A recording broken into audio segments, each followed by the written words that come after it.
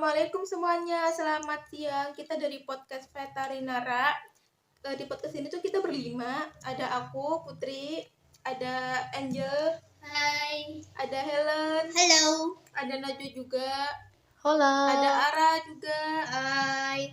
Kita mau ngebahas soal salah satu karya sastra nih yang berbentuk novel, judulnya tuh Gadis Kretek. Nah, kalian itu udah ada yang pernah baca belum sih tentang Gadis Kretek ini sebelum podcast? Kalau aku sih sudah pernah baca ya, karena aku juga kebetulan punya novelnya. Walaupun aku bacanya baru setengah sih, cuman ya udah pernah dihitungnya. Penulis Gadis Kretek itu siapa ya? Setahu gue ya, penulis Gadis Kretek itu Rati Kumala. Lo tau gak sih, Rati Kumala itu ternyata istrinya penulis novel juga, Eka Kurniawan, penulis novel Cantik Itu Luka. Dan Rati Kumala juga itu pertama kali nulis kurang lebih 2003-2004an deh. Soalnya dia emang dari kecil hobinya nulis. Kok aku baru tahu kalau ada penulis Rati Kumala. Emang sebelumnya dia menulis novel apa saja?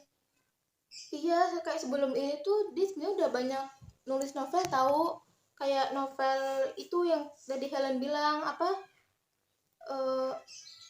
Tabula Rasa ya, yang pertama kali tulis. Iya. Terus ada Kronik Betawi juga. Terus ada juga kumpulan cerpen gitu. Judulnya itu Larutan Senja.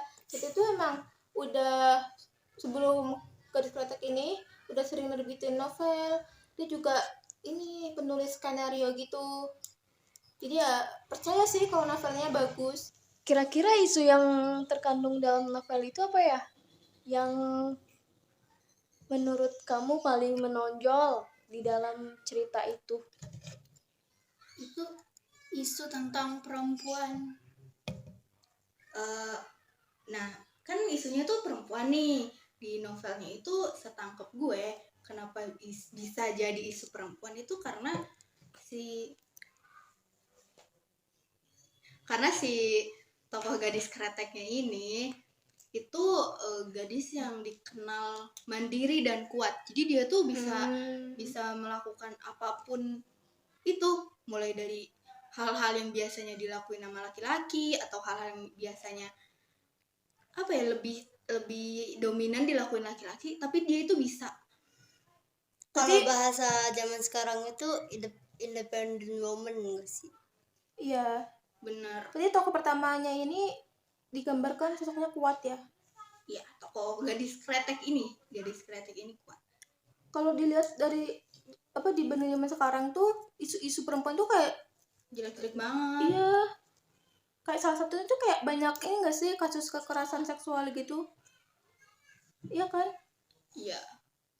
Ngomongin kekerasan, gue jadi inget pernah dengar dari orang terdekat yang merasakan kekerasan dalam rumah tangga. Berarti dia ngalamin gitu ya? Jadi dia itu kayak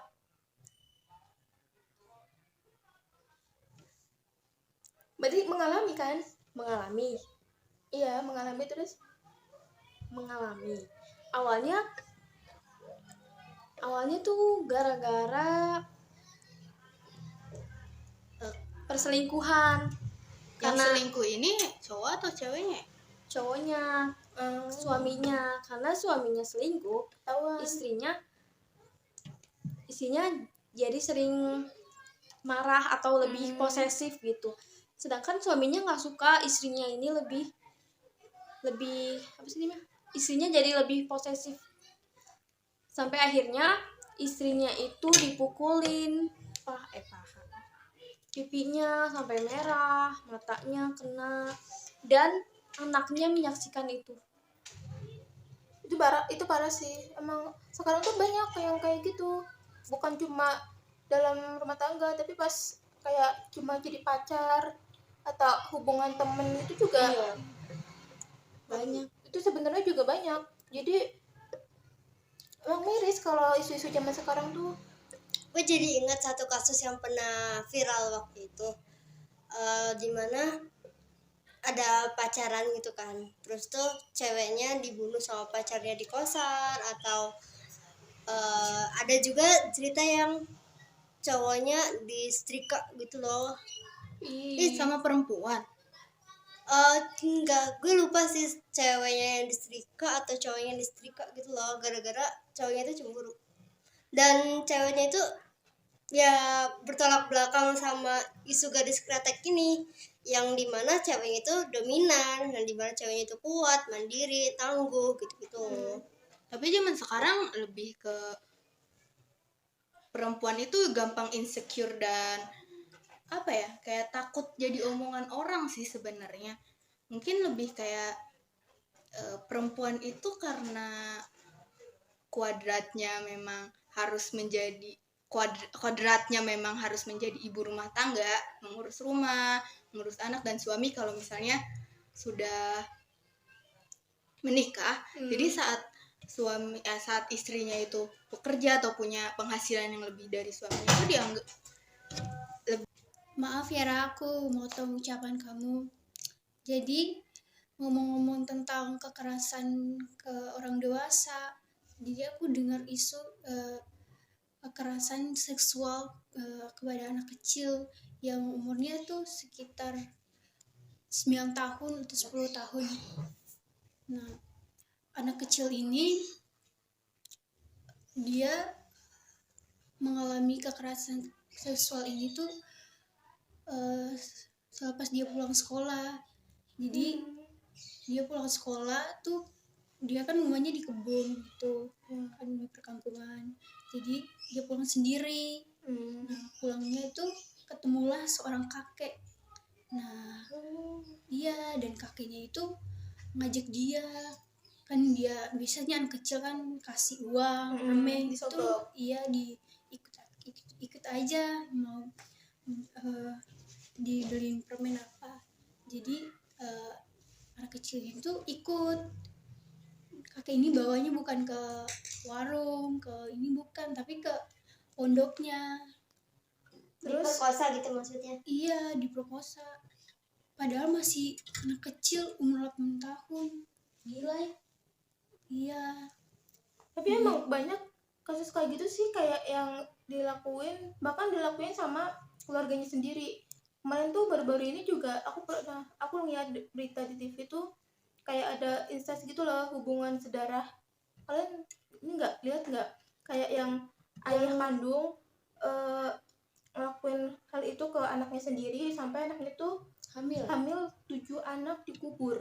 Kayak itu tuh awal itu tuh ketika anaknya tuh belum ke umur yang seharusnya gitu. Itu masih ngelakuinnya tuh masih anak-anak. Jadi kayak apa ya, kayak kekerasan seksual ini bisa kejadian dari orang terdekat, dari orang yang nggak kita kenal juga gitu. Jadi emang jadi perempuan tuh emang sesusah itu sekarang. Tapi menurut di zaman yang sekarang itu kan dengan teknologi, anak kecil tuh bisa dengan HP-nya nonton film-filmnya Enggak. yang bukan seharusnya tuh mereka nonton. Jadi begitu.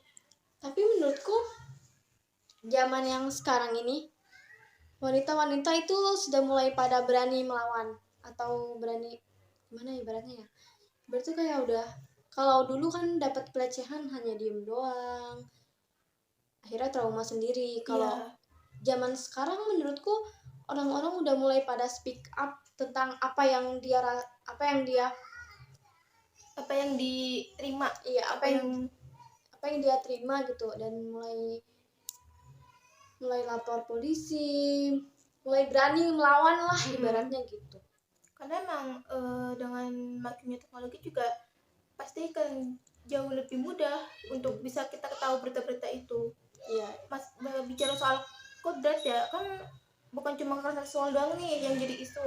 Di sini kodrat perempuan juga sering banget jadi bahan pembicaraan atau permasalahan buat kita perempuan. Jadi kayak yang harusnya tuh perempuan gak ngelakuin ini loh, karena kodratnya tuh kayak cuma 3, di kasur, di sumur, di dapur. Ada kan yang bilang gitu. Jadi kayak yang kalau perempuan tuh gak usah sekolah tinggi-tinggi, nanti juga cuma ngurus anak di rumah, atau enggak kayak nanti dapat pasangannya tuh susah tahu kalau sekolah tinggi-tinggi, banyak yang takut gitu-gitu.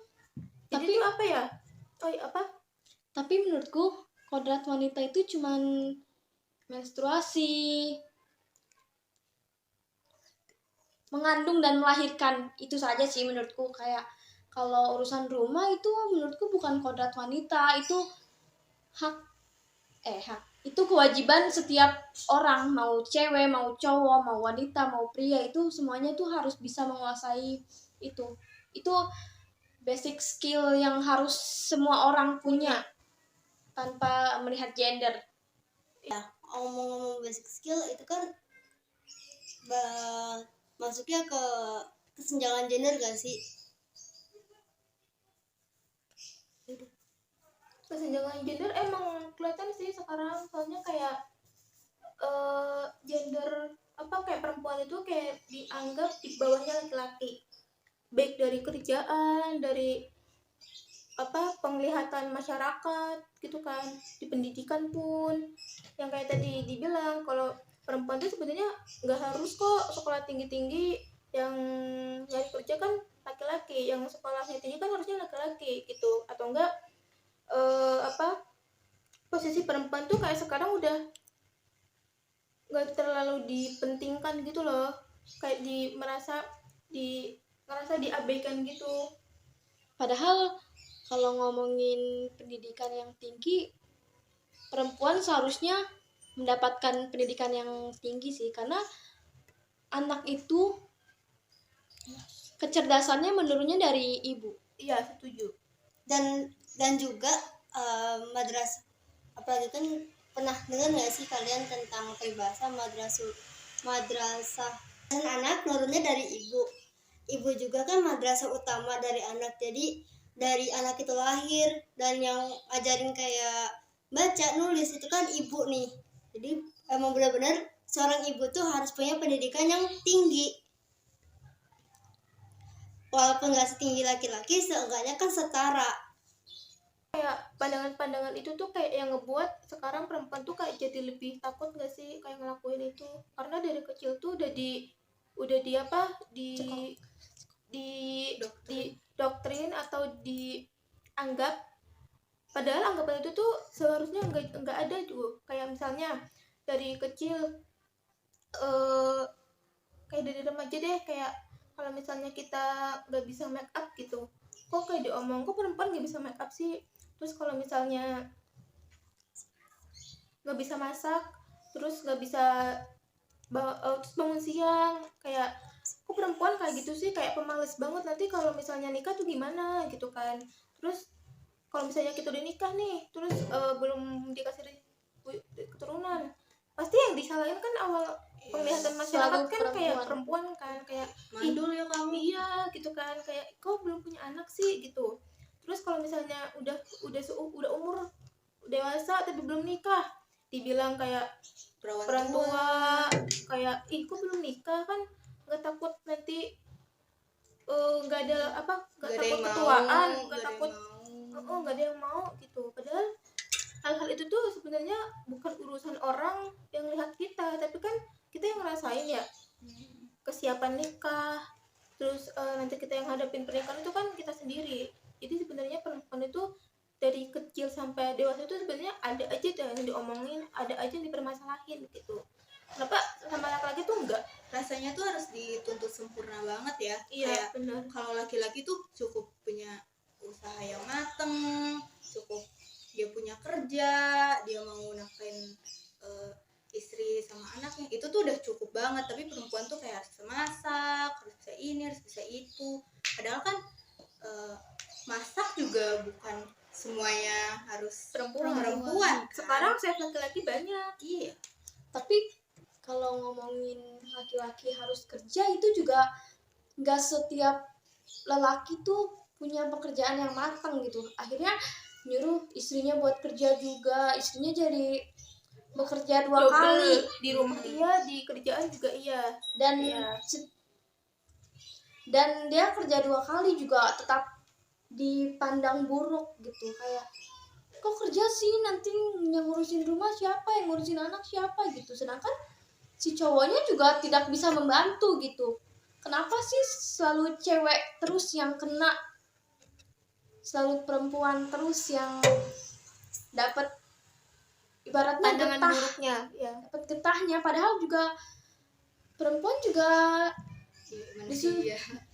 perempuan juga manusia, punya capek, punya Perasaan punya pastinya. perasaan. Apalagi kan perempuan itu kan lebih menggunakan emosionalnya, jadi dia lebih peka dan lebih perasa orangnya kan. Belum lagi kalau misalnya ngomongin perempuan itu capek dia udah di rumah, terus nanti suaminya pulang kerja masih kena marah juga, padahal bukan salah si istrinya. Terus anaknya, kok jam segini belum makan, kok jam segini belum tidur. Banyak banget gak sih kasusnya yang kayak gitu. Terus KDRT gitu kan. Karena kita kan perempuan nih, coba kita memposisikan diri kita di suatu kejadian yang buruk. Suami kita itu ya buruk lah, tidak mau kerja, tidak apa, tidak ini, melimpahkan semuanya kepada kita yang perempuan. Iya. Nah, kalau kita memilih untuk selingkuh, untuk mencari seseorang yang memang memenuhi apa yang kita butuh, menurut kalian tuh itu wajar nggak sih buat perempuan? Karena kan dimanapun namanya selingkuh juga buruk-buruk aja kan pandangannya. Iya. Mau perempuan mau laki-laki juga.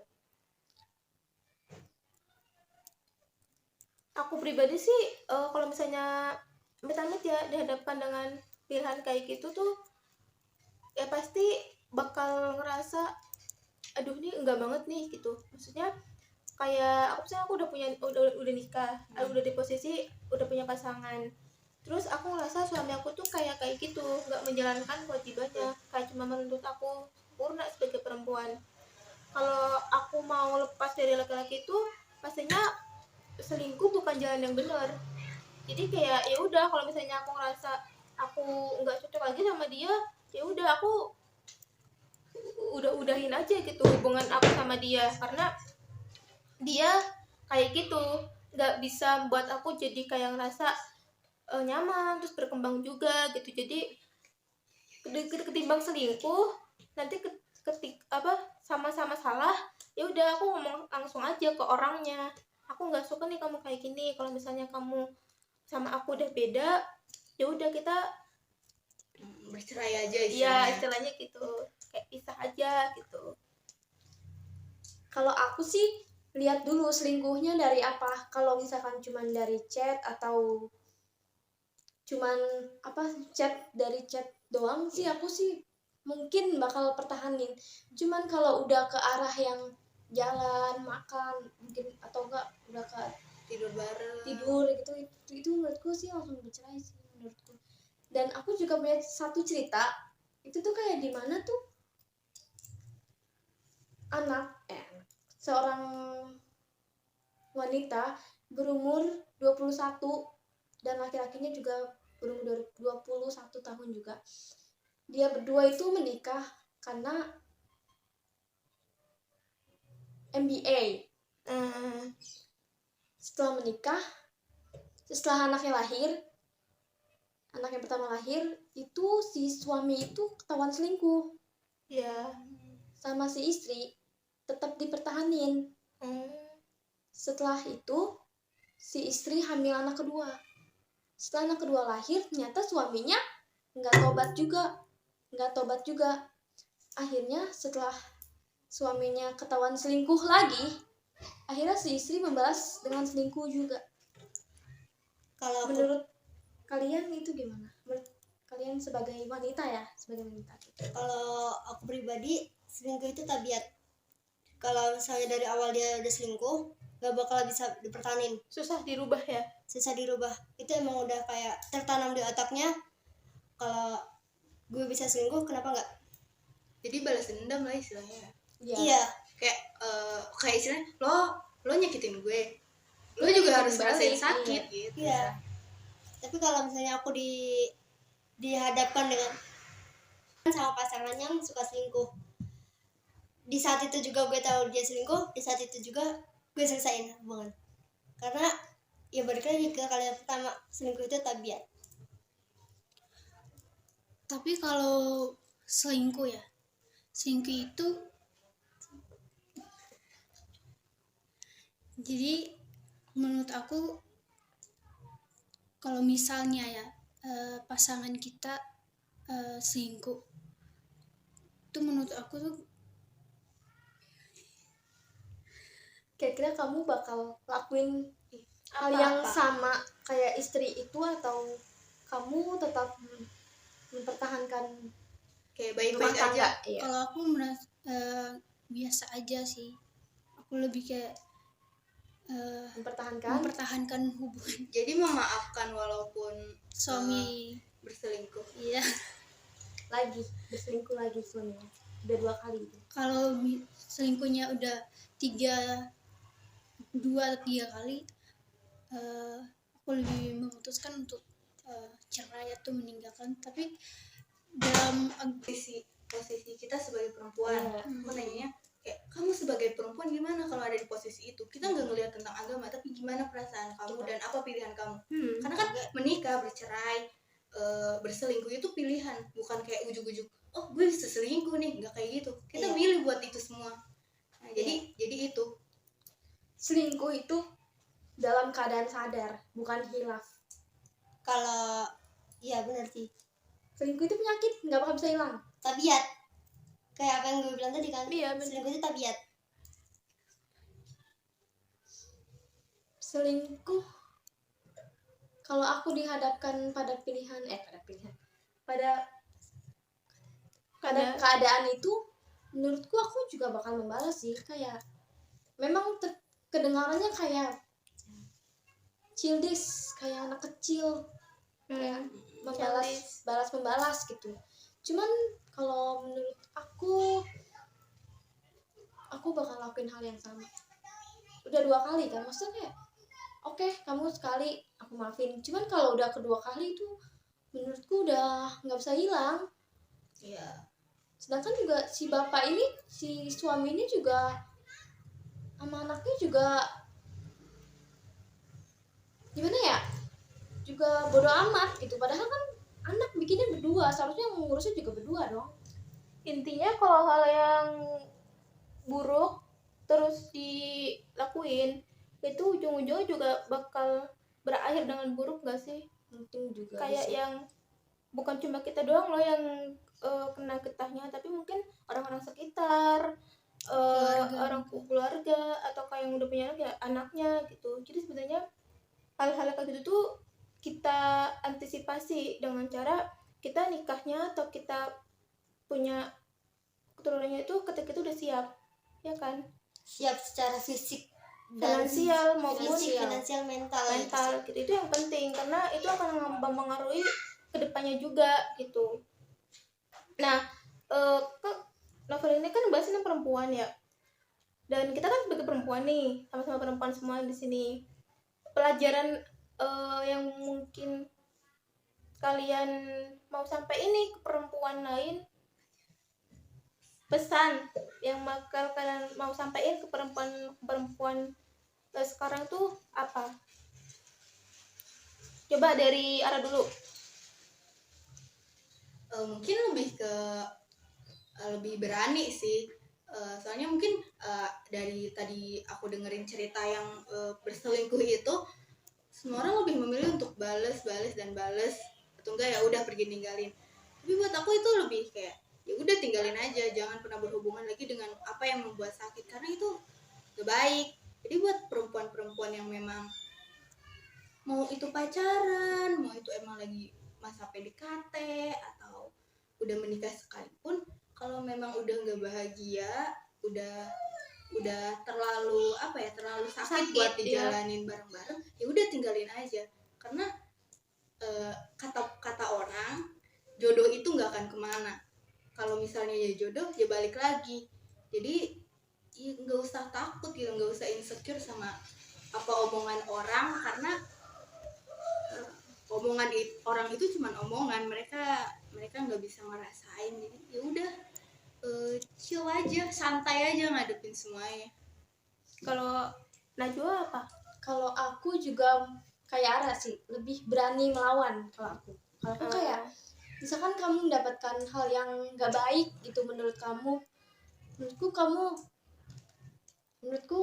kita sebagai wanita juga harus punya pertahanan diri yang kuat, kayak Balik berani lagi independent woman ya. untuk berani melawan, berani apa ya ibaratnya, berani melawan lah, terus kayak berani untuk mengeluarkan apa yang ada di Pengen dikeluarin. Iya. Speak up.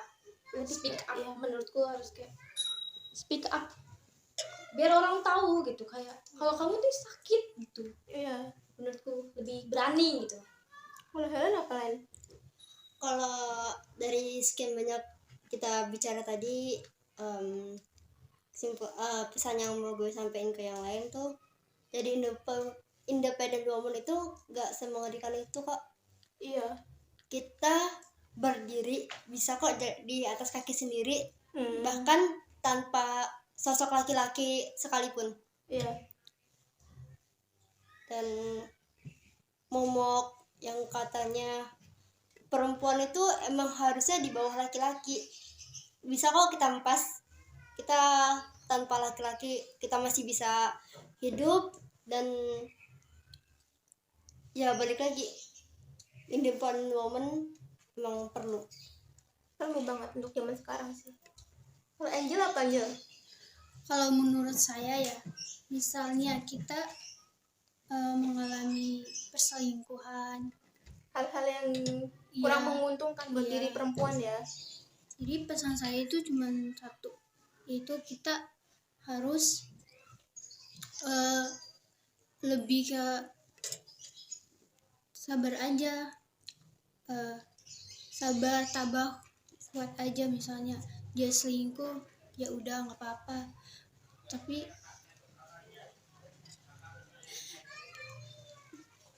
ya udah nggak apa-apa, nanti suatu saat ada orang yang membalas dia yang selingkuh, dia nyakitin kamu. Menanamkan ini hukum tabur tuai. Iya. Jadi misalnya nanti kalau emang dia bukan jodoh kamu, ya emang Bukan jalannya ya. iya. Kalau Tuhan kasih kamu jodoh A, ya A, kalau B, B. Jadi kalau dia mau selingkuh, ya itu pilihannya dia. Mungkin dia nggak nyaman, nggak bahagia sama dia, atau dia ngerasa kurang cocok. Itu sih, jadi itu aja sih pesannya. Kalau aku pribadi, kalau zaman sekarang itu emang ini ya nggak bisa dilepaskan dari zaman dulu. Kayak bayangan-bayangan negatif yang dulu kita dapet waktu kecil kayak masih ke bawah aja gitu. Yang pandangan-pandangan negatif yang kayak tadi diskriminasi, perempuan tuh harus tunduk sama laki-laki, terus perempuan tuh harus feminim ya kan, kayak yang harus berpandangan sebagai perempuan gitu. Tapi pandangan-pandangan itu tuh yang ngebuat kita jadi kurang percaya diri atau insecure sama apa yang kita punya. Jadi ya pesannya mungkin jauh lebih ini sih, bisa menaikkan value diri kita sendiri. Karena sebagai perempuan kita juga harus punya nilai, punya prinsip, punya identitas yang kuat untuk bisa jadi kalau orang sekarang bilang tuh kayak alpha girl, alpha woman. Itu kan kayak yang tangguh, yang ada di Gadis Kretek ini gitu. Sebenarnya wanita-wanita tangguh tuh banyak yang udah kita lihat, tapi kita untuk bisa jadiin perempuan tangguh itu, bisa jadi perempuan tangguh itu susah. Makanya ya pesannya buat naikin value aja, lakuin apa yang bisa dilakuin selama itu bahagia, dan lepasin yang buat kita sakit-sakit aja. Jadi kita enjoy sama diri kita, sama hidup kita gitu. Beda banget ya sama novel Gadis Kretek itu. Mungkin untuk orang-orang yang mau gimana sih caranya jadi mandiri, mungkin baca aja sih Gadis Kretek itu. Sangat direkomendasi ya. Gak direkomendasi untuk mau jadi kuat sih sebenarnya, karena di situ banyak ya merokok sana sini kan nggak boleh, itu kan rokok sekarang kan sudah Membahayakan. iya sudah banyak imitasinya seperti itu. Jadi ya buat terakhir sih buat perpisahan, jangan terlalu fokus sama omongan orang. Bener. Jadi diri sendiri aja. Kamu perempuan mau kerja mau sekolah aja Sekolah tinggi-tinggi pun nggak Iya. apa-apa gitu. mau kamu gak menikah mau kamu langsung menikah setelah lulus sekolah, itu kan semua pilihan kamu. Itu hak kamu. Jadi ya nggak usah mikirin orang-orang yang bakal gimanain kamu. Mereka nggak ngasih kamu uang untuk beli bahan makanan dan rumah sebenarnya. Bener. Jadi ya udah, contoh si Gadis Kretek ini yang walaupun dia punya rumah tangga, Tapi berani jadi diri sendiri. dia berani untuk kasih tahu orang-orang bahwa perempuan itu nggak cuman bisa masak, tapi perempuan juga bisa melinting dan merokok seperti laki-laki yang biasanya. Terus ini novel Gadis Kretek ini juga mau jadiin series. Oh ya? Bagus iya. kan? Maksudnya kayak banyak kan cerita-cerita yang sekarang jadiin film series gitu. Tapi emang dengan adanya series Gadis Kretek ini kita jadi bisa menyampaikan nilai-nilai yang penting ke perempuan kalau perempuan itu gak selemah itu dan gak bisa direndahkan gitu aja. Semoga nanti kalau misalnya udah ada seriesnya kita nonton ya. Boleh. Dibayarin sih mau. Ya dibayarin. Emang dia tayangnya di mana deh? Di Kalau series sih biasanya di Netflix ya? Enggak, Netflix itu biasanya TV. iya kalau WTV kayak gitu sih, aplikasi yang mirip-mirip, karena kalau Netflix kan nggak pakai series Film. biasanya. Ya. Sebelum ditutup podcastnya, novel Gadis Kretek ini jauh beda banget sama isu-isu yang sekarang itu marak terjadi di Indonesia. Perempuan di Gadis Kretek itu dominan, kuat, mandiri, pokoknya dominan banget. Tapi sedangkan di perempuan-perempuan zaman sekarang tidak semuanya memang, tapi